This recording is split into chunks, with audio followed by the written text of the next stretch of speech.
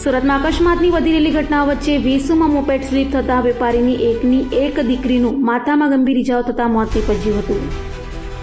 સુરતના વેસુ વિસ્તારમાં માર્ગ અકસ્માતમાં 18 વર્ષીય યુવતીનું મોત નીપજ્યું હતું. મોપેડ સ્લીપ થતા વેપારીની એકને એક દીકરીનું મોત નીપજ્યું હતું, જેને લઈ પરિવારજનો પર આપ તૂટી પડ્યો હતો.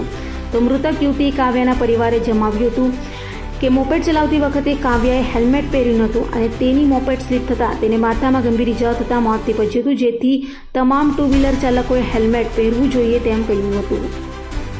દીકરી પોતે ચલાવતી હતી અને ગાડી ગોયંકા સ્કૂલ પાસેથી ટ્યુશન જતી હતી અને ગાડી સ્લીપ થઈ ગઈ. કઈ ટાઈમ લો એટલે ગાડી સ્લીપ થઈ ગઈ અને હેડ ઇન્જરી થઈ ઓન ધી સ્પોટ. હેલ્મેટ પહેર્યું હતું? હેલ્મેટ શું લાગે? હેલ્મેટ 100% જ પહેરવી જોઈએ અને આ મુહિમ બધાએ રાખવી જોઈએ. સમાજના દરેક વ્યક્તિને મારી તો અપીલ છે કે પોતાના દીકરા દીકરી અથવા કોઈ વ્યક્તિ હોય હેલ્મેટ 100% જ પહેરવી જોઈએ.